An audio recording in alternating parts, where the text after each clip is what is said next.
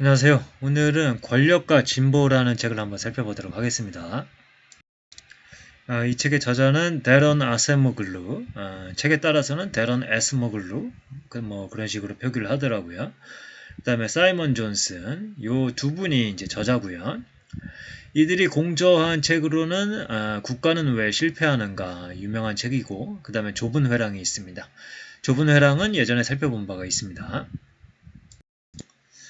이 책의 주요한 주장은 이겁니다. 진보라는 것, 특히 이제 기술에 의한 진보는 어떤 자동적인 과정이 아니고 우리의 선택의 결과라는 겁니다. 그래서 이제 기술이 발전을 하면은 이제 사회의 모습을 바꿀 텐데 그 사회의 모습이 어떠해야 하는지에 대해서 우리가 선택할 수 있고 그 방향을 바꿀 수 있다라는 이야기를 하고 있습니다. 그래서 우리가 진보의 수혜를 입은 것은 맞지만 그것이 가능했던 이유는 우리 앞의 세대들이 그 진보가 폭넓은 사람들을 위해 작동하게끔 만들었기 때문입니다. 오늘날 세계 대부분의 사람들이 조상보다 생활 수준이 높은 이유는 우리 앞에 있었던 산업사회 국면들에서 시민과 노동자가 스스로를 조직해 테크놀로지와 노동 여건에 대해 상류층이 좌지우지하던 선택에 도전했고 기술 향상의 이득이 더 평등하게 공유되는 방식을 강제해냈기 때문이다.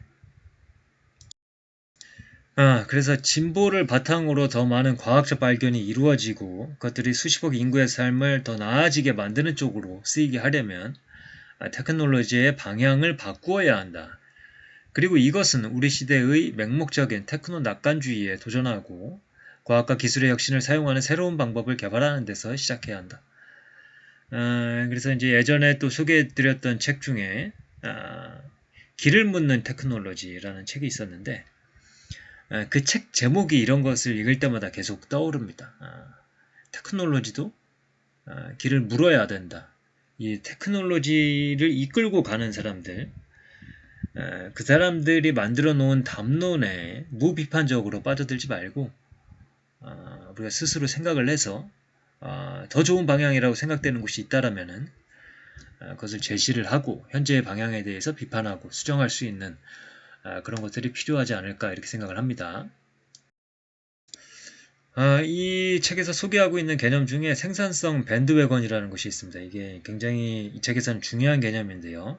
기술의 진보가 공유된 이득으로 이어지려는 낙관은 이 생산성 밴드웨건의 개념에 토대를 두고 있다.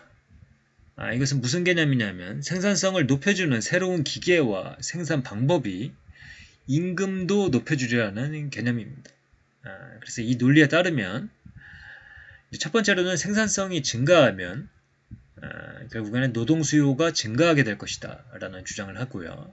두 번째로는 더 많은 노동자를 필요로 하게 되면서 임금이 상승하게 된다라고 이야기를 하고 있습니다. 그래서 이제 두 가지를 이야기를 하는 거죠. 노동 수요가 증가하는 것, 그 다음에 임금이 상승하는 것.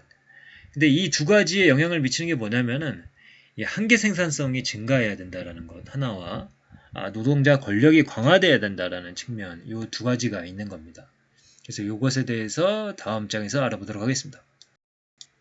그래서 먼저 한계 생산성에 대해서 설명을 하자면은 노동자 1인당 산출량 평균 생산성이 증가하면 기업이 더 많은 노동자를 고용하고 싶어지리라는 것은 생산성 밴드웨건 개념에서 기대하고 있는 바인데 이 1인당 산출량이 증가한다고 해서 꼭 기업이 더 많은 노동자를 채용하고자 할 거라고 생각할 수는 없다라는 겁니다.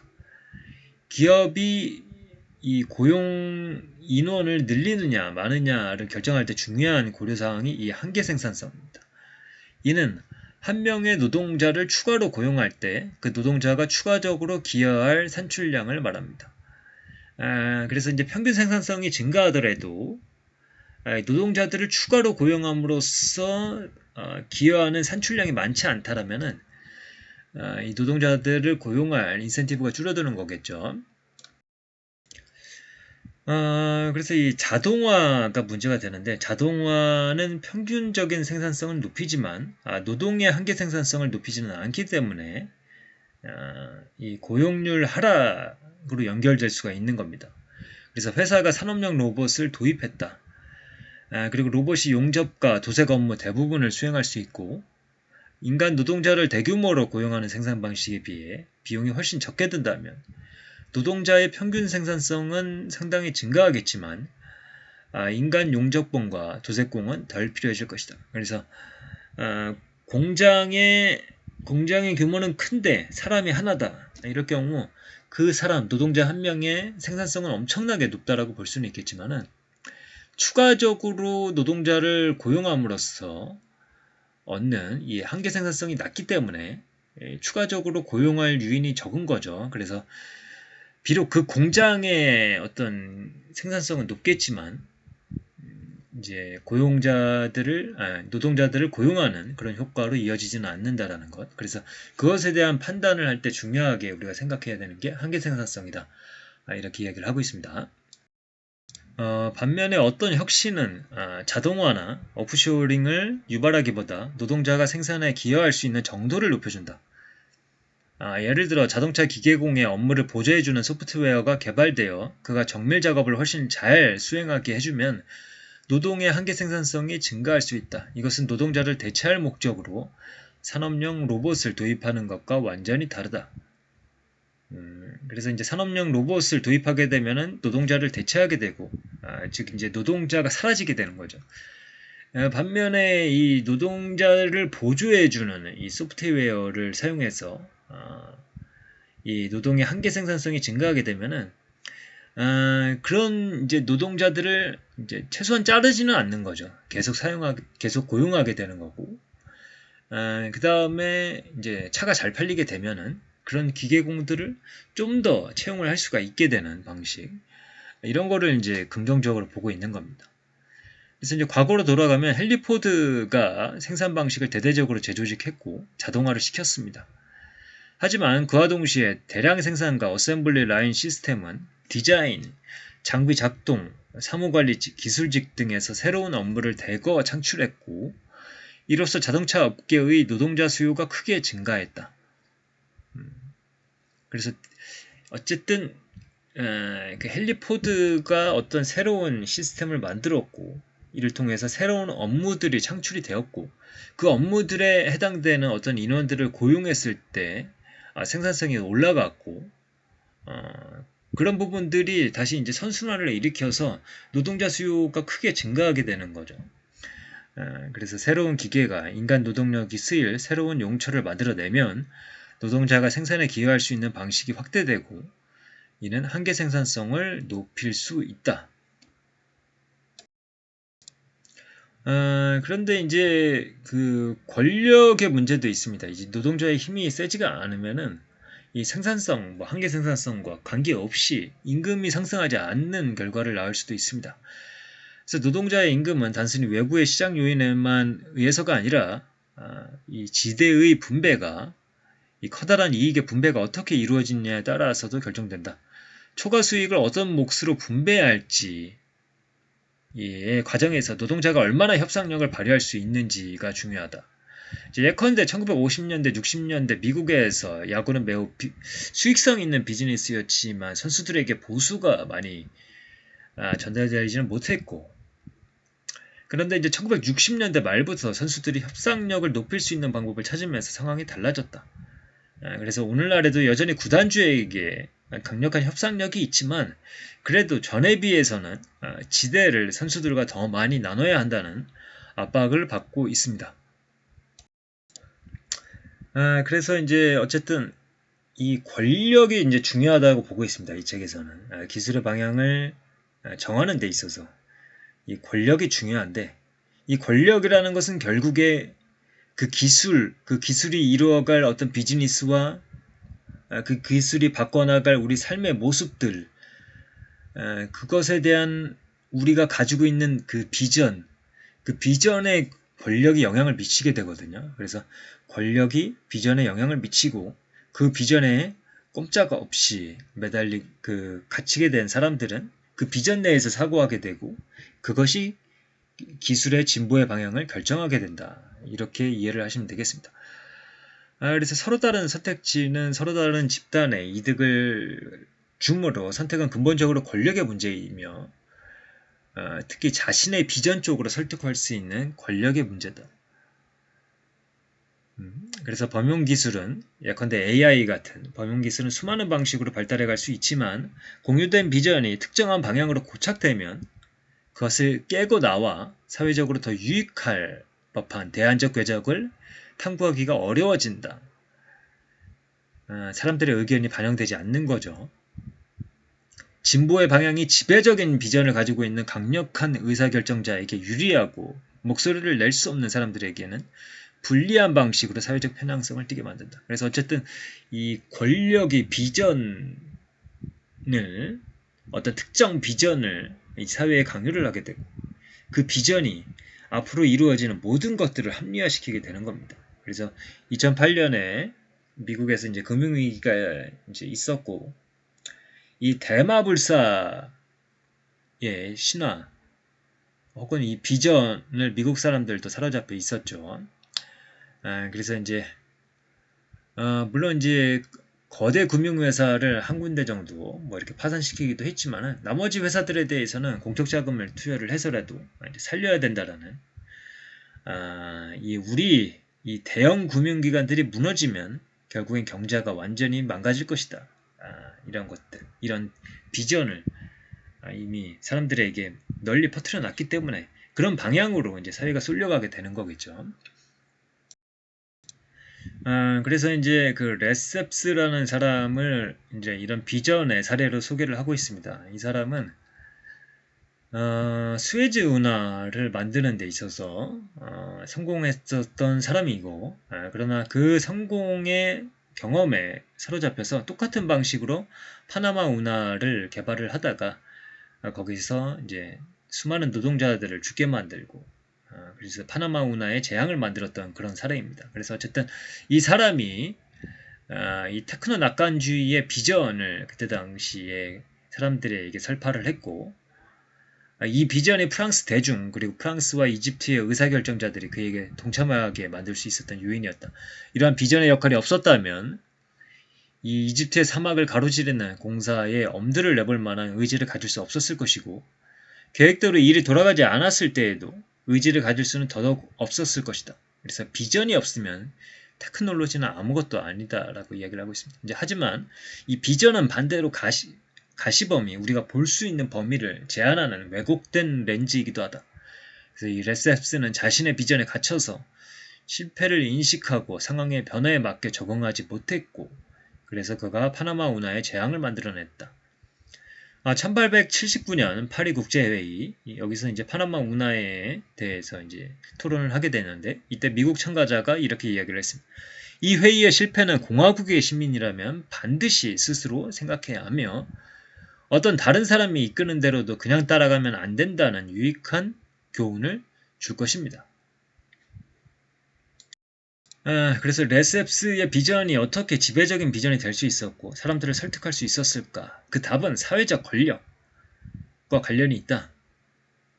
그의 비전이 높은 신뢰를 얻은 이유 중 하나는 그 비전이 당대 최고의 공학적 전문성에서 나온 것으로 보였기 때문이다. 그리고 2008년의 예에서도 위기가 닥쳤을 때 은행 등 대형 금융기관들은 자신들에게 좋은 것이 경제에도 좋은 것이라고 정책 결정자들을 성공적으로 설득시켰다. 그래서 후한 구제금융을 받아냈다. 설득력이 있었던 이유는 이 경제학적으로 도출된 합리적인 결론인 것처럼 보였기 때문입니다.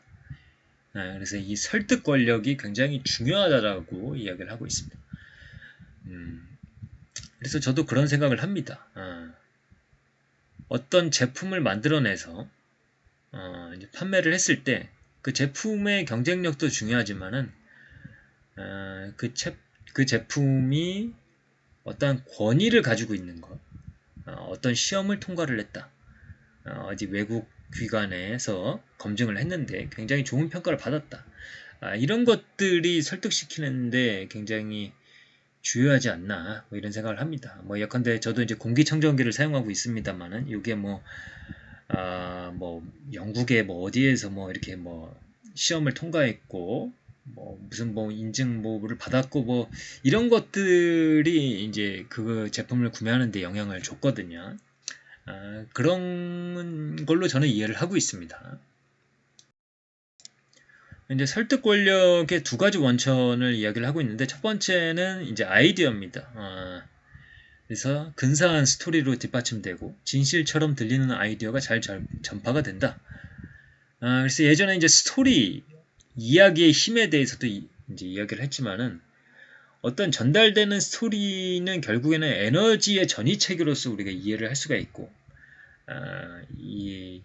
우리가 어떤 하나의 동물로서 감정적으로 반응하게 하는 그런 에너지의 전이체계로서 스토리를 만들게 되면은 그거에 사람들이 잘 반응하게 되는 거겠죠. 어쨌든 그런 식으로 아이디어를 만들고, 그리고 양질은 아니지만 눈길을 끄는 아이디어, 이런 것들이 있고, 그래서 아이디어에서도 부익부 현상이 나타난다. 어떤 아이디어가 더 많이 반복되고 사람들이 그것을 더 많이 더 다양한 원천에서 듣게 되면 더 그럴 법하고 설득력이 있어 보이게 된다. 그래서 우리가 이제 책을 판매할 때도 그런 방식을 많이 쓰죠.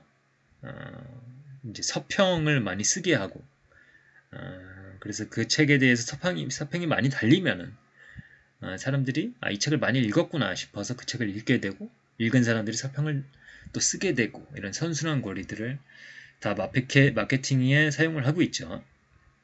그 다음에 또 이제 당신의 아이디어가 왜 더 나은 테크놀로지 경로인지를 설명할 수 있는 사회적 수단이나 사회적 지위가 없다면 아이디어는 그리 멀리 나아가지 못한다. 그래서 이 설득 권력의 두 번째 원천인 의제 설정의 힘이 나오게 됩니다.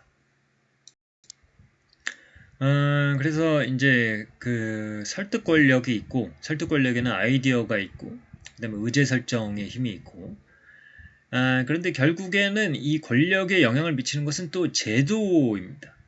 경제적, 정치적 제도는 누가 다른 이들을 설득하기에 가장 좋은 기회를 갖는지에 영향을 미친다. 그래서 설득 권력은 결국엔 설득을 해야 되는데 누가 설득을 할 수 있는지 그 위치를 처음부터 정하는 게 제도이다. 그래서 예를 들어서 정치 시스템의 규칙은 누가 온전히 대표되고 정치 권력을 갖게 될지, 따라서 누가 협상 테이블에 앉을 수 있을지를 결정한다. 당신이 만약에 왕이거나 대통령이라면 의제 설정에 아주 큰 영향력을 행사할 수 있을 것이고, 명령을 내려 직접적으로 의제를 정할 수도 있을 것이다.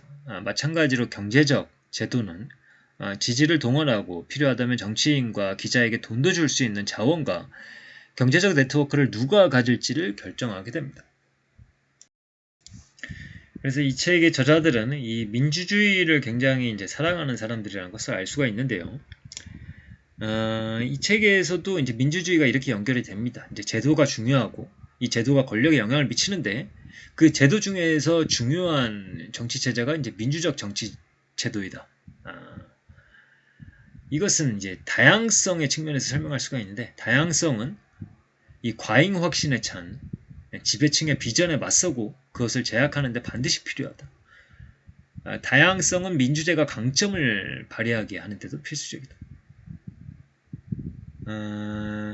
어떤 소프트웨어를 어떻게 설계할지는 그 기업의 엔지니어들이 가장 잘 판단할 수 있을 것이지만, 그러한 소프트웨어가 개발되고 활용되어야 하는지 아닌지에 대해서는 사회 전체적으로 목소리가 나올 수 있어야 된다.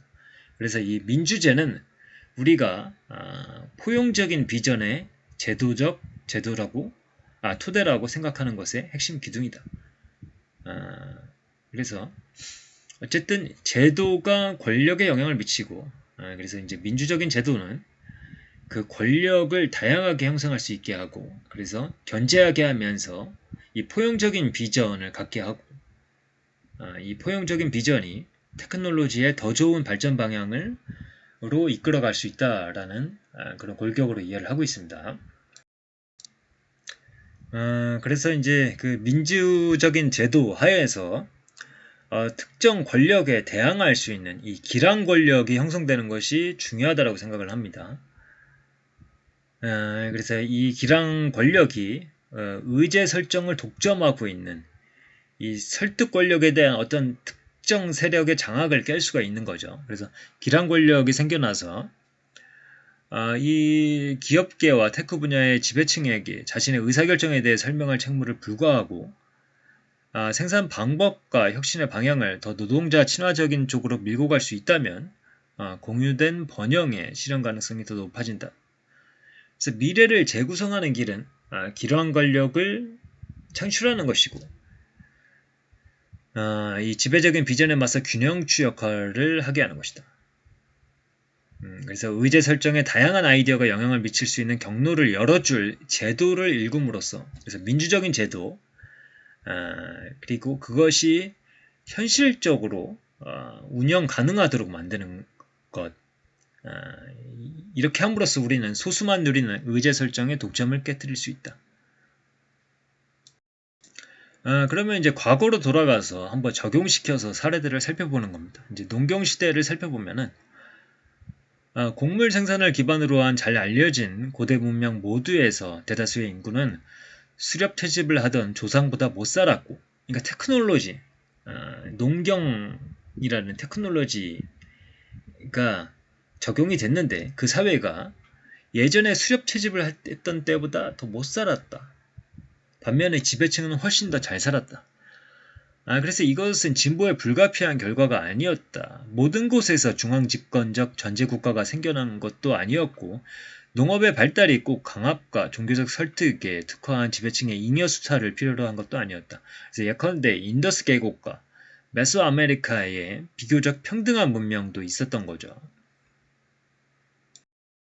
그래서 이제 중세 시대에는 이 사제와 교단이 사람들에게 삶의 조언을 제공했고 기성의 위계 질서를 정당화했고 더 중요하게는 사회와 생산이 어떻게 조직되어야 하는지에 대한 특정한 비전을 전파했다.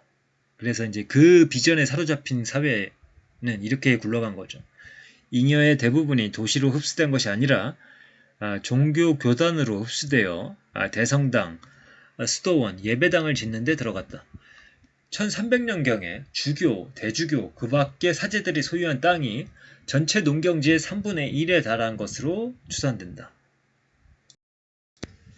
산업혁명, 영국에서 일어났던 산업혁명은 조금 복잡한데요.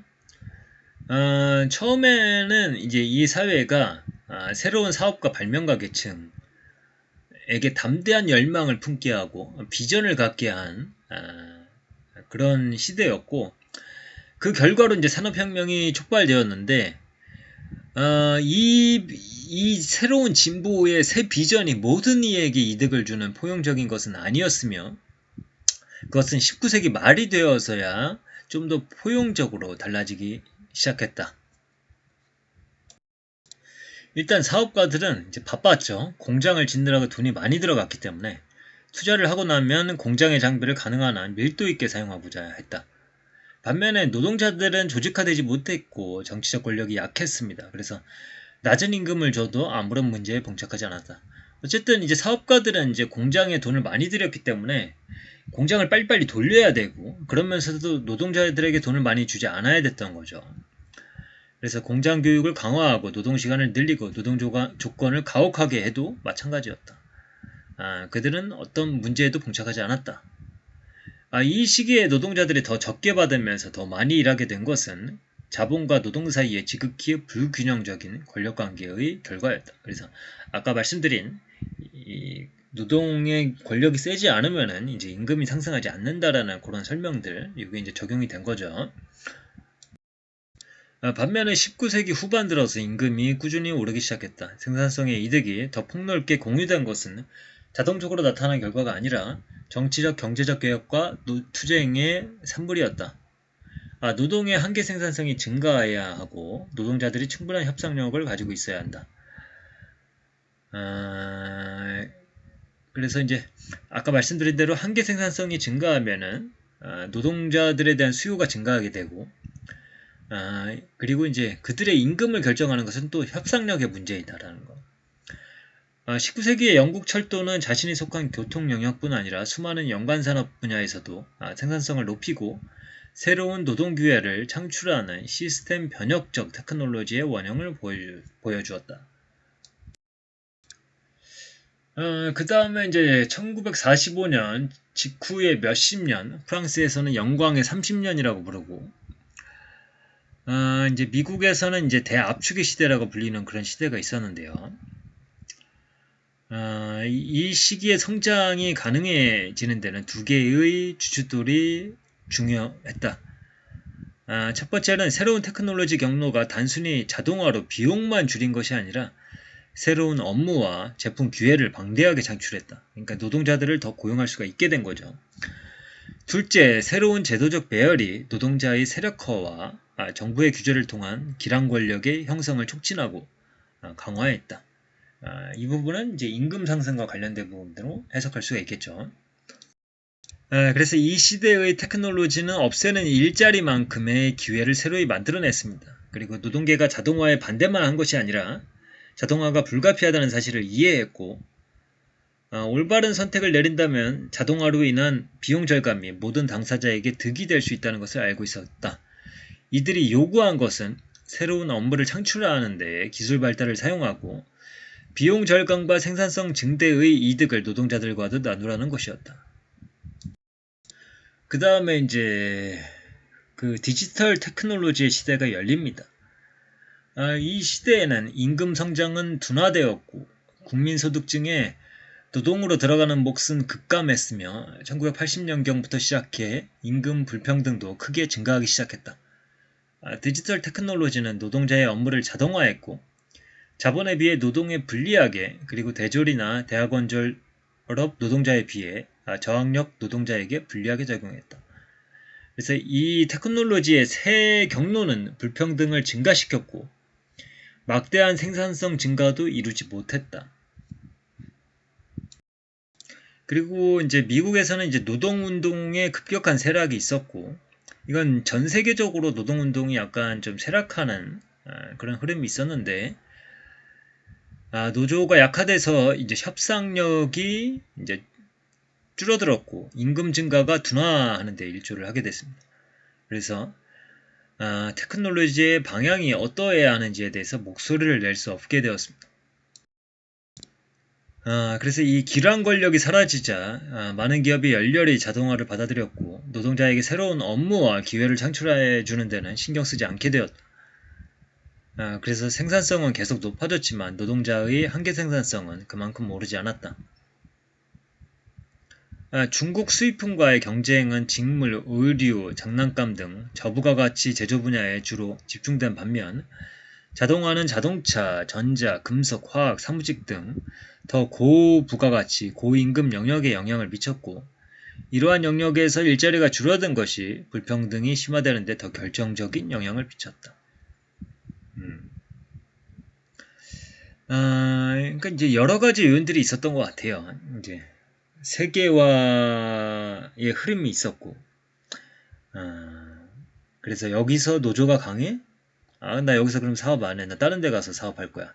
이렇게 하는 게 이제 좀 더 용이해졌었고, 그러다 보니까 이제 그 국가 개별적으로 봤을 때는 그 노조의 힘이 약해질 수 있는 그런 환경이 조성된 것도 있었고, 이제 미국 같은 경우에는 그 제조업을 너무 빨리 버렸다라는 것. 그리고 이 IT나 테크놀로지, IT 테크놀로지 이런 것들이 적용된 산업으로 옮겨가면서 그 과정에서 이제 사람이 많이 필요한 방식으로 그런 산업을 일군 것이 아니라 이제 노동자들이 많이 필요하지 않은 방식으로 갔기 때문에 결국에 그런 것들이 일자리가 줄어들게 되고 불평등이 심화되는 데 결정적인 영향을 미치게 되는 그런 고리로 이해를 하고 있습니다. 1980년대 초만 해도 1800명의 노조 가입자가 있었고 임금 노동자의 20%가 노조에 가입되어 있었다. 이 숫자가 점점 낮아지는데 하나의 이유는 기업과 정치인의 반노조 입장이 강해진 것이고 또 다른 이유는 노조가 결성되어 있는 제조업 분야에서 고용이 줄어든 것이다. 북유럽 국가들에서는 노조 가입률이 여전히 높게 유지되었다. 이들 나라에서도 불평등이 증가하긴 했지만 미국에 비해서는 실질 임금이 떨어지지 않았고 이것은 우연이 아니라고 보고 있습니다.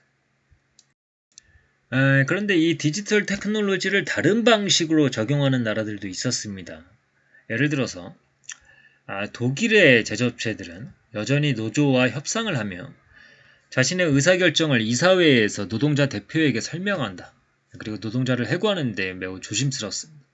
해고를 꺼리는 데는 그럴 만한 이유가 있는데 오랜 기간 자신의 회사에서 견습을 거치면서 해당 기술을 습득한 노동자들이기 때문이다. 따라서 이 독일의 제조업체들은 이미 자신의 회사에서 훈련을 받은 노동자들의 한계 생산성을 기술적, 조직적 조정을 통해서 높이려 했고, 이로 인해 자동화의 노동 대체 효과가 완화될 수 있었다. 그래서 독일에서도 산업 자동화가 더 빠르게 전개되었는데도, 즉 이제 산업 노동자당 로봇 수가 미국의 2배 이상인데, 동시에 블루칼라 노동자들을 재교육해서 기술직, 감독직 또는 화이트칼라 직군에서 새로운 업무를 맡게 하려는 기업의 노력이 함께 이루어졌다. 그래서 세부적으로는 이런 겁니다. 이제 노동자가 컴퓨터 기반 디자인, 컴퓨터 기반 품질 관리 등의 도구를 사용해서 디자인이나 검수 업무를 더 잘하게 지원하는 것이 핵심이었고, 가상 프로토타입으로 디자인 작업을 하게 해주거나 소프트웨어 도구로 결함을 빠르게 잡아내게 해주는 식으로 말이다. 이러한 노력 덕분에 독일 산업은 새로운 로봇과 소프트웨어 도구를 빠르게 도입하면서도 노동자의 한계 생산성을 높일 수 있었다. 19세기에 미국에서 숙련 노동자의 부족이 노동자 친화적인 기술 개발을 촉진했듯이 독일에서도 기업들은 견습기간 중에 노동자들이 숙련 기술을 익히도록 투자함으로써 자신이 보유하고 있는 노동자들의 역량을 최대한으로 사용하는 데 집중했다. 또한 자동화 기술이 도입될 때 노동자들이 대체되는 것이 아니라 더 기술적인 업무로 재배치될 수 있도록 재교육을 장려했다. 그리고 이제 뒷부분에는 이제 테크놀로지의 경로를 다시 잡기. 그래서 이제 그 대안이 있어야 되잖아요. 어떤 사회를 만들어 가자라고 했을 때 어떻게 하자. 그런 제안들이 있는데요. 그걸 다 소개해 드리지는 않고 제가 이제 관심 있는 부분만 조금 소개를 드리겠습니다. 이제 투자자에 관련된 이야기인데 테크놀로지의 방향에 대한 선택은 투자자가 기업을 평가할 때와 투자의 성과를 평가할 때 사용하는 기준에 포함되어야 한다. 대규모 투자자들은 새로운 기술이 자동화를 할 것인지, 새로운 업무를 창출할 것인지, 그리고 노동자를 감시할 것인지, 노동자의 역량을 강화할 것인지, 정치 담론에는 어떠한 영향을 줄 것인지, 그 밖의 사회적 결과는 무엇일지를 투명하게 밝히도록 요구할 수 있을 것이다. 그래서 이 디지털 테크놀로지가 사람에게 유용해지게 하고 생산성도 높일 수 있게 해서 사람에게 도움이 되는 테크놀로지에 투자하는 것이 투자 수익 면에서도 좋은 결정이 되게 하는 것은 가능하다라고 이야기를 하고 있습니다. 그 다음에 어쨌든 이 기량 권력을 만들어내는 것이 중요하다고 보고 있거든요. 결국에는 제도, 그 다음에 권력, 비전, 이 연결고리로 봤을 때 이 기량 권력을 어떻게 만들어낼 것인가 했을 때 기존에는 이제 노조가 중요한 역할을 했었는데 지금은 일터가 훨씬 덜 중앙 집중화되고 더 다양해져서 옛날과 같은 유대감을 일구기가 어려워졌습니다. 그리고 이제 블루칼라 생산직 노동자도 이제 미국의 노동력 중에 13.7% 정도 작은 비중밖에 차지하지 않는다. 그래서 이들을 중심으로 한 조직 형태가 전체 노동 인구를 대변하기도 어려울 것이다. 그런데 이제 뭐 아마존이라던가 스타벅스 같은 곳에서도 새로운 노동 운동이 전개가 되고 있는데 이들의 노동 운동은 전문적인 노조 간부가 아니라 일터 현장의 노동자들에 의해서 조직되었고 중앙 집중화된 노조의 돈을 받는 것이 아니라 고펀드미라는 소셜 미디어 플랫폼을 통해서 스스로 자금을 모으는 형태로 노조를 운영하고 있다. 그리고 독일의 이중 트랙 시스템도 사례가 될 수 있겠다.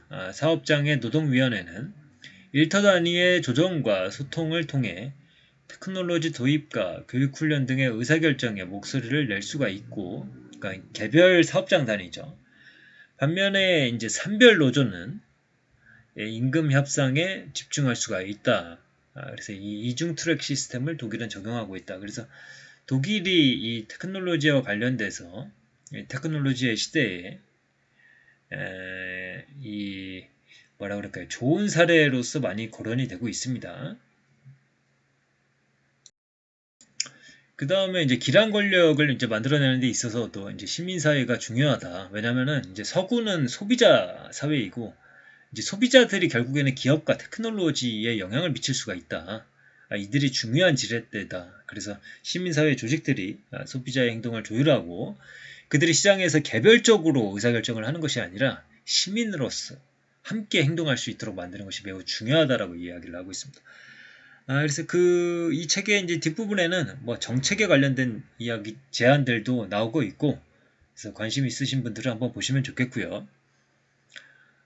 이제 이 책을 읽으면서 이제 기술에 대한 방향을 묻는 것에 대해서는 이제 100% 동의를 하고 있고요. 그 다음에 경제학적으로 봤을 때 뭐 한계 생산성을 높이고 기란 권력을 만들어내는 것도 이제 중요하다라고 생각을 하고 있는데, 한편으로 이제 의문이 드는 점도 있습니다. 이제 왜냐하면 지금은 이제 무형자산의 시대이고, 무형자산의 특징은 이제 무한대로 이제 복사를 할 수가 있죠. 그래서 이제 들어가는 노동력의 양과 그것이 이제 산출돼서 이제 사람들한테 판매되는 그 양 사이에는 어마어마한 차이가 벌어지게 되는데요.